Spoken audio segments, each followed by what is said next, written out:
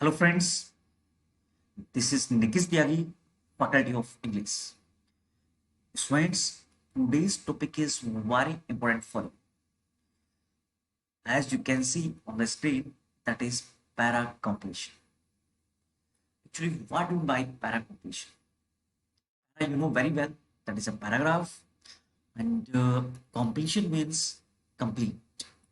Actually, there is a paragraph which is given to you, and you have to read the paragraph and complete it. Okay, given है, लोग को पढ़ना है, उसको क्या करना है, कंप्लीट करना है. Students, this topic is very most important for SPFPO means IPPS and MAT, CAT, many exams also. So students, the class will be very interesting for you. Let us see how can we solve the para completion. Okay, before solving the para completion, I have written some points here. Actually, we have many approaches to solve para completion, but there are some approaches which will be very helpful for you. First approach I have written here, understand the gist. What do you mean by gist? My dear friends, actually we have to read the paragraph quickly in a with a cursory glance, okay? And first 23 lines, and we have to find what is it saying. What are the characters of the paragraph? What is the gist of the paragraph? Okay, quickly we have to understand it. And second point is that mood. Mood means actually what is the tone of the paragraph. If tone of the paragraph is positive, we have to fill the positive sentence. If that is negative, we have to go according to negative. Okay, and it may be suggestive. We have to check what is the mood of the author actually. वो बात क्या कर रहा है, किसके बारे में वो बताना चाह रहा है. Third point is that I have written here grammatically approach. Actually, we all know very well. We have some important rules of grammar like conjunction, connectors, and preposition. Be very helpful for para completion. Okay, and with grammar also, we have to we have to knowledge of vocabulary. Actually, if I have no knowledge of vocabulary and grammar, it would be better for us. Okay, अगर नहीं है तब भी चलेगा, no problem. लेकिन अगर कुछ grammar vocab की नॉलेज है, it will be very helpful for us to solve para completion. Actually, and fourth point is that I have written here, that is very important point. Actually, no need to understand something extra that does not relate the paragraph. हम लोग को actually we need to think about the paragraph, but no need to go out of the box. But means actually हमारा जो perception है, हमारा जो perceive, हमारा जो paragraph के बारे में जो perception है, that should be related to paragraph, not out of the box. Actually that is a very important point. तो हमको out of box नहीं जाना है. We have to understand we need to understand something extra. We don't need to understand something extra which is not the paragraph. Actually, we have to move according to paragraph. What is the theme? As as I as I'm saying, what is the theme of paragraph? Okay, gist of paragraph, mood of the paragraph. And the fifth point is here, elimination method. What do you mean by elimination? Actually, we have to check options. And first of all, we have to check which option, which options are closest to the paragraph. Okay, and which are not related to paragraph.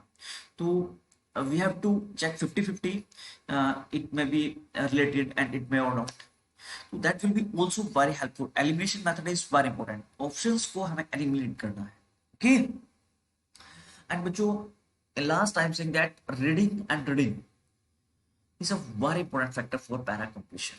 Actually हम लोग करते क्या है para completion के लिए? Suppose करिए I am saying you a trick. para completion करना है तो मैं कह रहा हूँ आज के बाद actually we have to watch the movie. Suppose करो, और मूवी को देखना है भाई कुछ अलग ढंग से हम लोग को देखना है।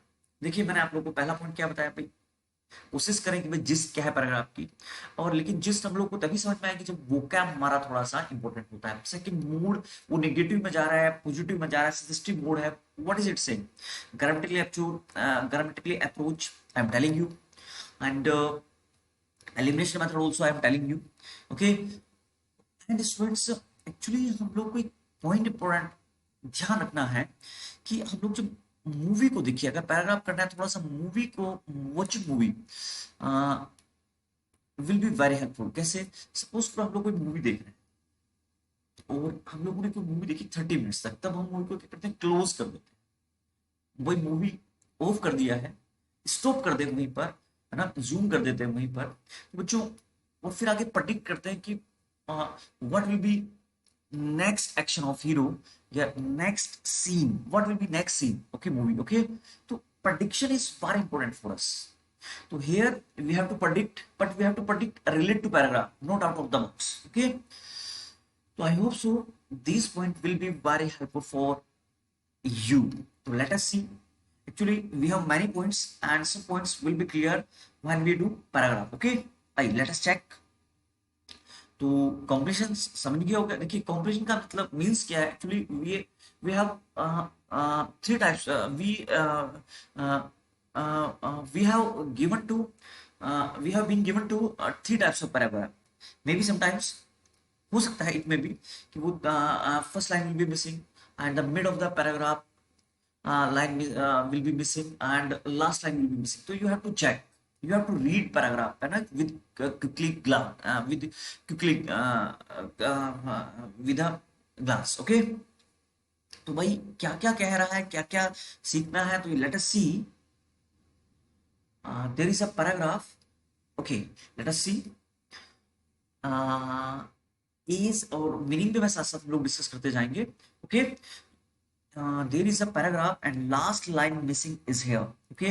So we have to read the paragraph and there are options, there are 5 options, okay. As you can see, which option is related to paragraph and we have to fill here, okay.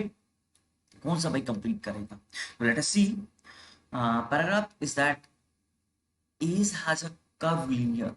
देखिए that is a curved linear, actually that is a mathematics term, we have read in quadratic equation, but what is the meaning here, curved linear. Actually suppose here let us see, suppose we have two variables, if a variable increase, so does the other, yeah, you can say other decrease. तो there is a relation between two factors, अगर एक factors बढ़ता है तो दूसरा factors क्या होता है, वो भी बढ़ता है या कम होता है, that is a curve linear relationship. क्योंकि यहाँ पर कर्व लीनियर का मतलब समझ में आ गया होगा, बढ़ना। एक्चुअली कर्व लीनियर तो ये होता है भाई, हम लोगों ने ये पढ़ा है मैथ्स में, दैट इज अ, देखिए दैट इज अ कर्व, ये थोड़ी सी टिल्ट हो रही है कभी नीचे से ऊपर से, तो दो फैक्टर्स के बीच जो रिलेशंस है इंक्रीज डिक्रीज का, that is a curve linear. तो he is talking about is has a curve linear relationship with the exploitation of opportunity. Means क्या कह रहा है कि एज का जो कर्व लीनियर रिलेशनशिप है इसके साथ भाई exploitation of opportunity, by opportunity का जो एक्सप्लोइटेशन हो रहा है उसके साथ एज का क्या है, कर्व लीनियर रिलेशनशिप है। एक्सप्लोइटेशन मतलब you know very well students, the act of treating the people unfairly and opportunity of you know where, जो भी आपके पास चांसेस हैं। तो कह रहा है कि अपॉर्चुनिटी को जो एक्सप्लोइटेशन करने का जो अपॉर्चुनिटी, कैसे अपॉर्चुनिटी का जो एक्सप्लोइटेशन है उसका एक रिलेशन है किसके साथ, एज के साथ, और वो कैसा है, कर्व लीनियर है। देखिए आइए लेट अस सी। तो इनिशियली फर्स्ट में क्या होता है कि age will increase the likelihood. जैसी एज जो है वो इंक्रीज होती है तो लाइक्लीहुड क्या हो जाता है, बढ़ जाता है भाई, the chance of something happening will increase. जैसे जैसे एज आपकी बढ़ेगी तो वो क्या हो जाएगा, किसका चांस बढ़ जाएगा, क्या चांस बढ़ेगा, वो चांस ये है कि that a person will exploit, कि एक जो पर्सन है वो क्या करेगा, एक्सप्लॉइट करेगा एन एंटरप्रेन्योरियल अपॉर्चुनिटी।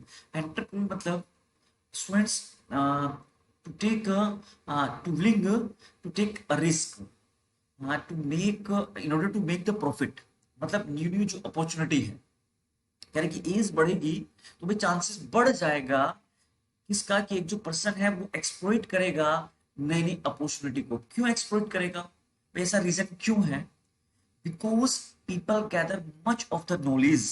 क्योंकि लोगों के पास भाई एक तो जैसे एज बढ़ती है नॉलेज बढ़ जाती है, और वो क्या करेगा, नेसेसरी टू एक्सप्लॉइट अपॉर्चुनिटीज, कि वो अपॉर्चुनिटी को क्या करेगा, एक्सप्लॉइट करेगा over the course of life, कि हमारी जो लाइफ का तरीका है उसमें, लाइफ का जो पाथ है उसमें जो नई नई अपॉर्चुनिटी होगी उसे क्या करेगा भाई, वो एक्सप्लॉइट करेगा।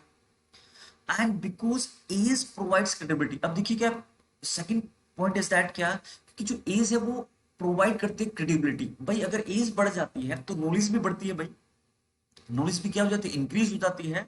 उससे नई जो अपॉर्चुनिटी है, जो रिस्क लेने की जो नई नई अपॉर्चुनिटी मिलती है वो भी क्या हो जाती है, वो एक्सप्लॉइट हो जाती है, उसका भी हम अच्छे से यूज नहीं कर पाते हैं, है ना। एंड क्योंकि जो है एज प्रोवाइड्स, क्योंकि एज बढ़ने से क्या होता है, क्रेडिबिलिटी आ जाती है भाई। क्रेडिबिलिटी किसकी, इन ट्रांसमिटिंग, मतलब कन्वे करने में, कोई भी चीज ट्रांसफर करने में दैट इंफॉर्मेशन टू अदर्स। कि हम एज बढ़ने से जो क्या है, एज बढ़ने से स्टूडेंट्स जो क्रेडिबिलिटी है इंफॉर्मेशन को ट्रांसफर करने की दूसरों को, वो हमारे अंदर आ जाती है। एक्चुअली भाई एज बढ़ने से देखिए क्या कह रहा है, कि जो हमारे पास एक एनफ नॉलेज हो जाती है, ज्यादा नॉलेज हो जाती है, उससे हम जो है नई नई जो अपॉर्चुनिटी है उन्हें एक्सप्लॉइट कर देते हैं, उनका अच्छे से हम यूज, उनका फायदा नहीं ले पाते।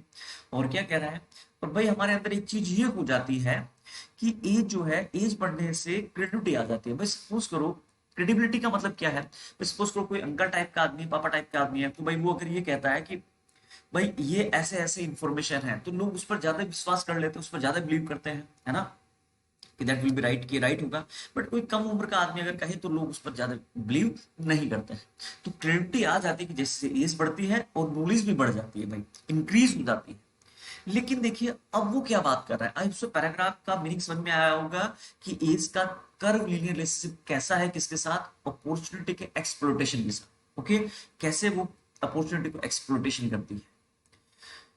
तो आप देखते हैं हाउएवर, हाउएवर मींस बट देखिए एकदम बिल्कुल अपोजिट जा रहा है। However age people become older, कि जैसे लोग बड़े होते हैं, एज जैसे बढ़ती है, देयर विलिंगनेस भाई, उनकी जो विलिंगनेस है, बियर रिस्क डिक्लाइंस, सॉरी यहाँ पर you can say here declines, उनकी जो विलिंगनेस है वो रिस्क को करने की, यहाँ डिक्लाइंस आप लोग कर लेंगे स्टूडेंट्स, ये मिसिंग है उससे। कह रहे हैं कि जो एज बढ़ती है तो उनकी जो विलिंगनेस है वो रिस्क को बियर करने की भाई वो कम हो जाती है। मतलब अब भाई कोई जब आदमी की एज ज्यादा हो जाती है तो सोचता है कि भाई अगर उसको कोई ऑफर आए, भाई ये ऑफर है, ये करना है, वो करना है, तो लोग सोचते हैं छोड़ यार भाई, भाई अब नहीं करना है। मतलब क्या है, जो इच्छा है वो थोड़ा सा कम हो जाती है, डिक्लाइंस हो जाती है। उससे क्या होता है भाई, दियर अपॉर्चुनिटी कॉस्ट राइज, उनकी जो अपॉर्चुनिटी कॉस्ट है भाई वो राइज हो जाती है। नहीं समझ गए होंगे, मतलब अपॉर्चुनिटी जो कॉस्ट है वो भाई क्या हो जाती है, बहुत ज्यादा बढ़ जाती है, ठीक है ना।